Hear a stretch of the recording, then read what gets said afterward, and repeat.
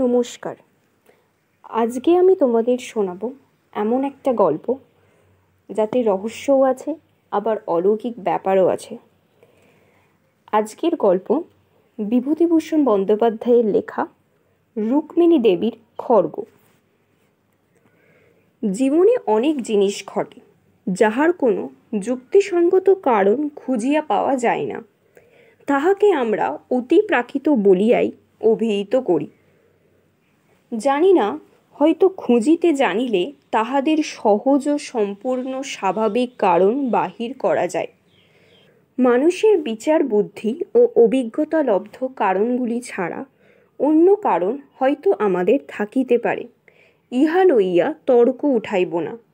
শুধু এইটুকু বলিব, সেরূপ কারণ যদিও থাকে, আমাদের মতো সাধারণ মানুষের দ্বারা তাহা আবিষ্কার হওয়া সম্ভব নয় বলিয়াই তাহাদিগকে অতিপ্রাকৃত বলা হয়। আমার জীবনে একবার এইরূপ ঘটনা ঘটিয়াছিল, যাহার যুক্তিযুক্ত কারণ তখন বা আজ কোনো দিনই খুঁজিয়া পাই নাই। পাঠকের কাছে তাই সেটি বর্ণনা করিয়াই আমি খালাস। তাহারা যদি সে রহস্যের কোনো স্বাভাবিক সমাধান নির্দেশ করিতে পারেন, যথেষ্ট আনন্দ লাভ করিব। ঘটনাটি এবার বলি। কয়েক বছর আগেকার কথা। মানভূম জেলার চেরো গ্রামের এক মাইনর স্কুলে তখন মাস্টারি করি। প্রসঙ্গক্রমে বলিয়া রাখি, চেরো গ্রামের প্রাকৃতিক দৃশ্য এমনতর যে সেখানে কিছুদিন বসবাস করিলে বাংলাদেশের একঘেয়ে সমতল ভূমির কোনো পল্লী আর চোখে ভালো লাগে না।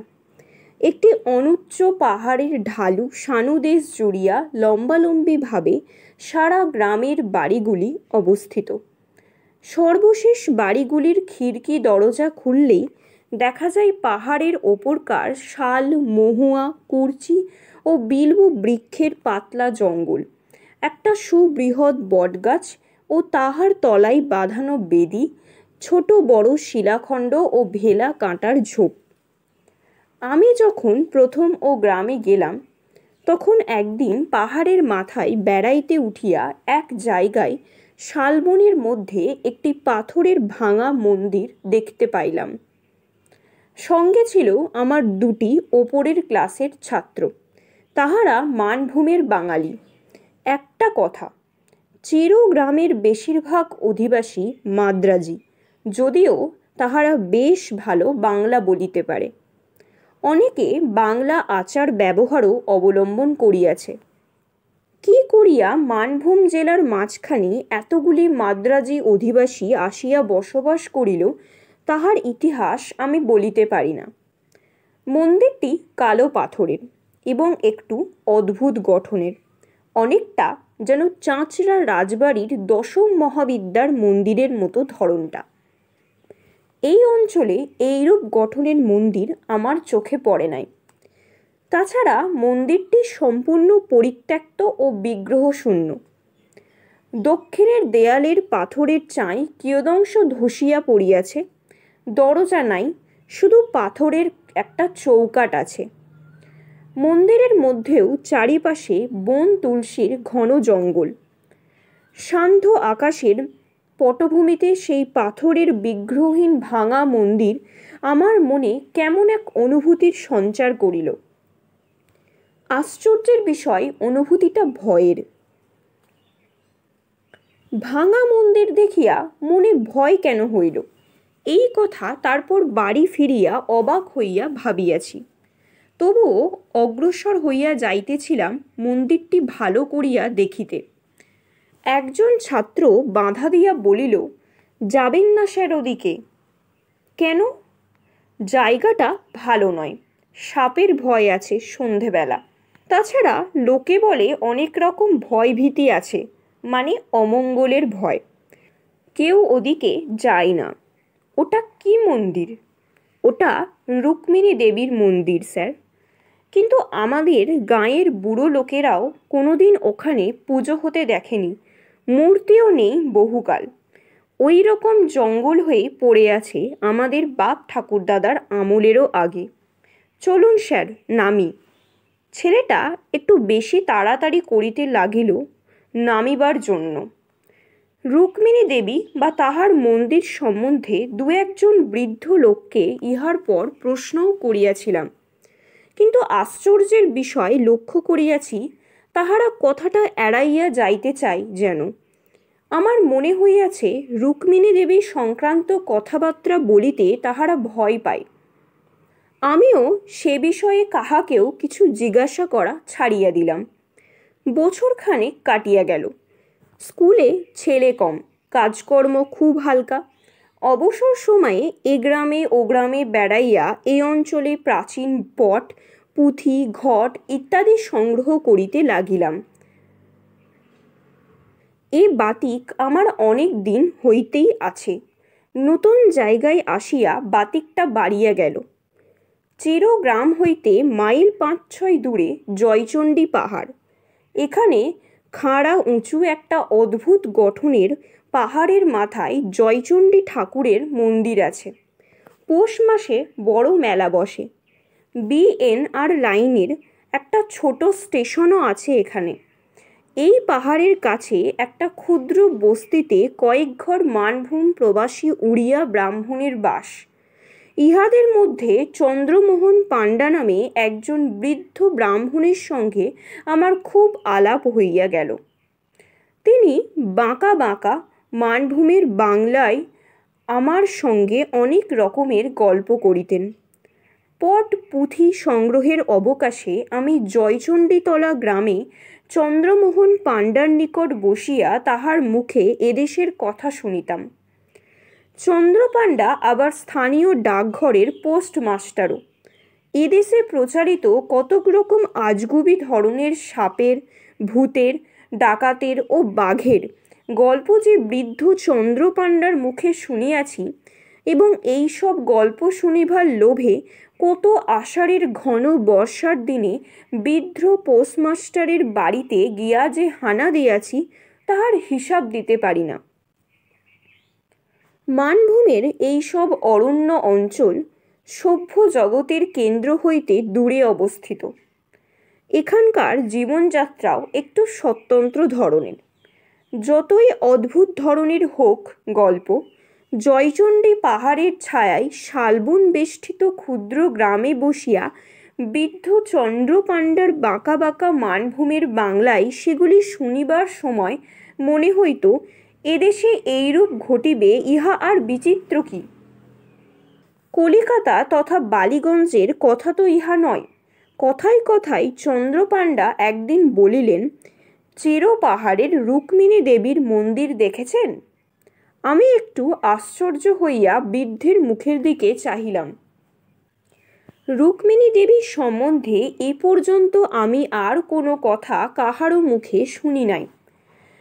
সেদিন সন্ধ্যায় আমার ছাত্রটির নিকট যাহা সামান্য কিছু শুনিয়াছিলাম তাহা ছাড়া।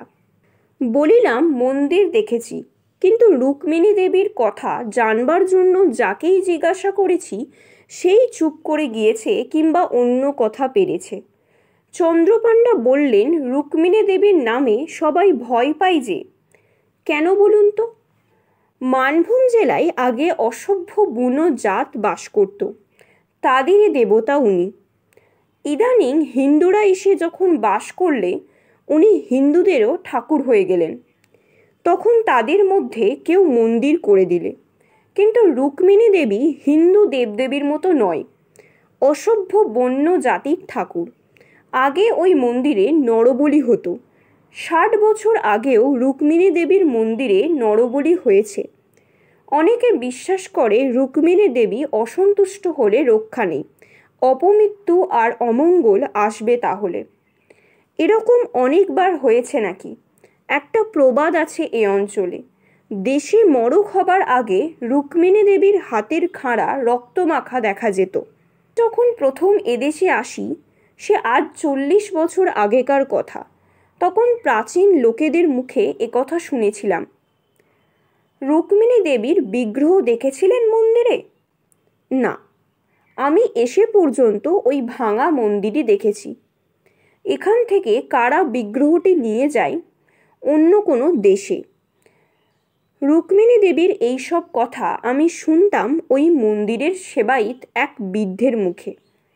তার বাড়ি ছিল ওই চেরো গ্রামে। আমি প্রথম যখন এদেশে আসি তখন তার বাড়ি অনেকবার গিয়েছি। দেবীর খাঁড়া রক্তমাখা হওয়ার কথাও তার মুখে শুনি। এখন তাদের বংশে আর কেউ নেই। তারপর চেরো গ্রামে আর বহুদিন যায়নি, বয়স হয়েছে, বড় বেশি কোথাও বেরোয়নি। বিগ্রহের মূর্তি কি? শুনেছিলাম কালী মূর্তি। আগে নাকি হাতে সত্যিকার নরমুণ্ডু থাকতো অসভ্যদের আমলে। কত নরবলি হয়েছে তার লেখাজোখা নেই। এখনও মন্দিরের পেছনে জঙ্গলের মধ্যে একটা ঢিবি আছে, খুঁড়লে নরমুণ্ডু পাওয়া যায়। সাধে এদেশের লোকে ভয় পায় শুনিয়া সন্ধ্যার পরে জয়চণ্ডীতলা হইতে ফিরিবার পথে আমারই গা ছমছম করিতে লাগিল। আরও বছর দুই সুখে দুঃখে কাটিল। জায়গাটা আমার এত ভালো লাগিয়াছিল যে হয়তো সেখানে আরও কয়েকদিন থাকিয়া যাইতাম। কিন্তু স্কুল লইয়াই বাঙালিদের সঙ্গে মাদ্রাজিদের বিবাদ বাঁধিল। মাদ্রাজিরা স্কুলের জন্য বেশি টাকা করি দিত। তাহারা দাবি করতে লাগল কমিটিতে তাদের লোক বেশি থাকিবে, ইংরাজির মাস্টার একজন মাদ্রাজি রাখিতেই হইবে ইত্যাদি। আমি ইংরাজি পড়াইতাম। মাঝ হইতে আমার চাকরি রাখা দায়ী হইয়া উঠিল। এই সময় আমাদের দেশে একটা হাই স্কুল হইয়াছিল। পূর্বে একবার তাহারা আমাকে লইয়া যাইতে চাহিয়াছিল। ম্যালেরিয়ার ভয়ে যাইতে চাহি নাই। এখন বেগতিক বুঝিয়া দেশে চিঠি লিখিলাম, কিন্তু শেষ পর্যন্ত এসব কারণে চেরো গ্রামের মাস্টারই আমায় ছাড়িতে হয় নাই। কিসের জন্য ছাড়িয়া দিলাম পরে সে কথা বলিব। এমন সময় একদিন চন্দ্রপাণ্ডা চেরো গ্রামে কি কার্য উপলক্ষে আসিলেন। আমি তাহাকে অনুরোধ করিলাম আমার বাসায় একটু চা খাইতে হইবে। তাহার গরুর গাড়ি সমেত তাহাকে গ্রেপ্তার করিয়া বাসা বাড়িতে আনিলাম। বৃদ্ধ ইতিপূর্বে কখনো আমার বাসায় আসেন নাই। বাড়িতে ঢুকিয়াই চারিদিকে চাহিয়া বিস্ময়ের সুরে বলিলেন, এই বাড়িতে থাকেন আপনি? বলিলাম, আজ্ঞে হ্যাঁ। ছোট গাঁ, বাড়ি তো পাওয়া যায় না। আগে স্কুলের একটা ঘরে থাকতাম। বছরখানেক হলো স্কুলের সেক্রেটারি রঘুনাথন এটা ঠিক করে দিয়েছেন। পুরনো আমলের পাথরের গাঁথুনির বাড়ি, বেশ বড় 3টে কামরা, একদিকে একটা যাতায়াতের বারান্দা, জবরদস্ত গড়ন, যেন খিলজিদের আমলের দুর্গ কি জেলখানা। হাজার ভূমিকম্পেও এ বাড়ির একটু চুনবালি খসাইতে পারিবে না। বৃদ্ধ বসিয়া আবার বাড়িটার চারিদিকে চাহিয়া দেখিতে লাগিলেন। ভাবিলাম বাড়িটার গড়ন তাহার ভালো লাগিয়াছে। বলিলাম, সেকালের গড়ন, খুব টনকো, আগাগোড়া পাথরের। চন্দ্রপাণ্ডা বললেন, না, সেজন্য নয়।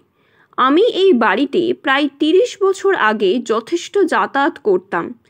এই বাড়িই হলো রুক্মিণী দেবীর সেবায়ত বংশের।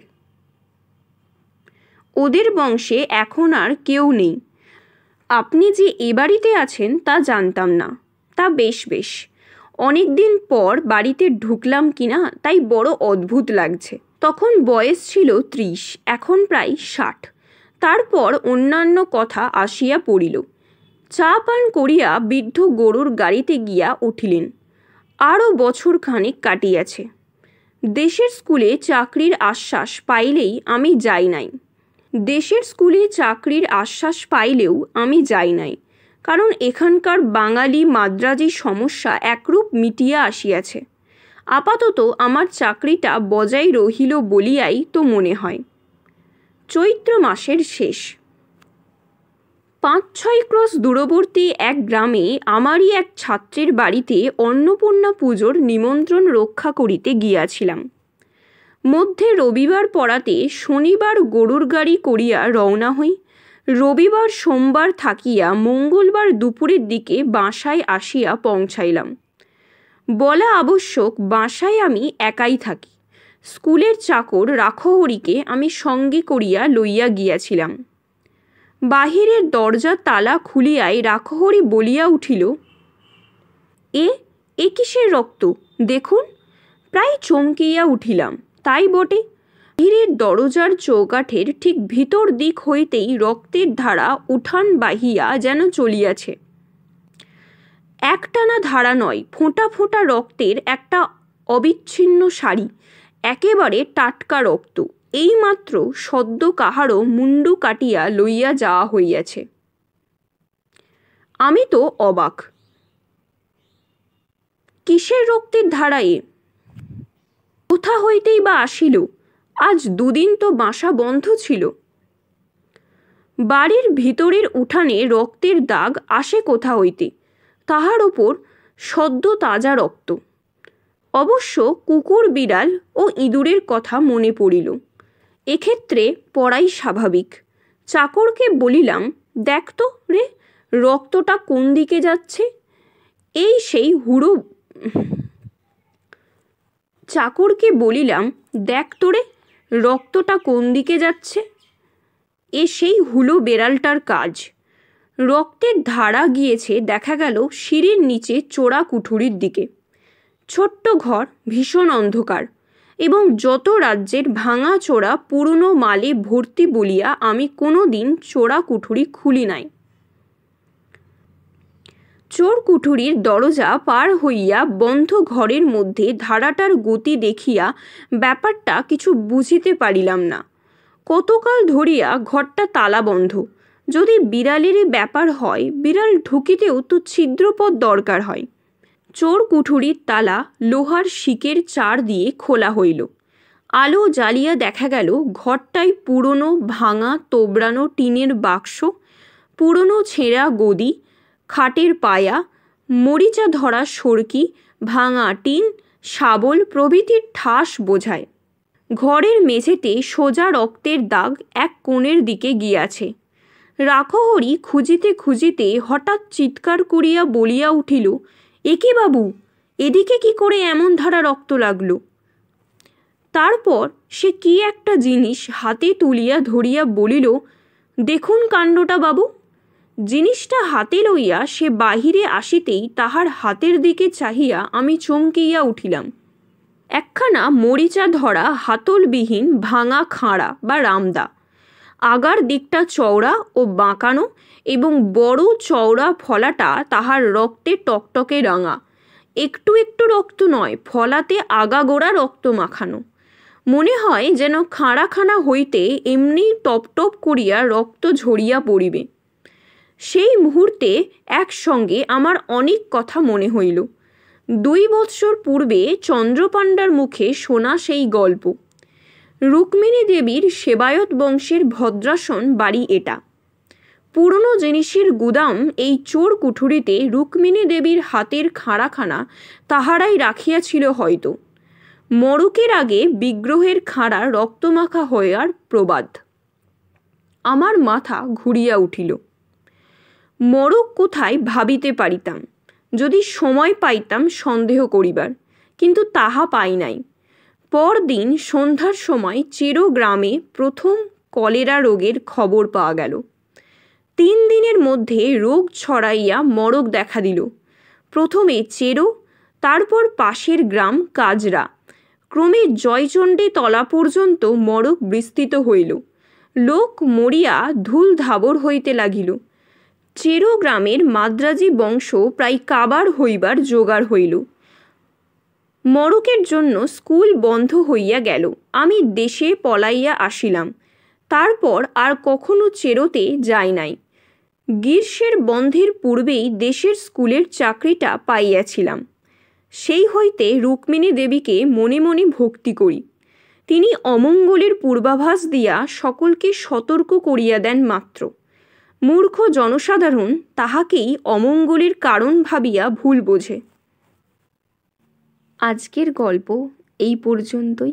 গল্পটি তোমাদের কেমন লাগলো অবশ্যই তোমরা কমেন্টে জানিও। চ্যানেলটিকে লাইক, শেয়ার, সাবস্ক্রাইব করে দিও, ফলো করো, চ্যানেলটার পাশে থেকো। Thank you for watching.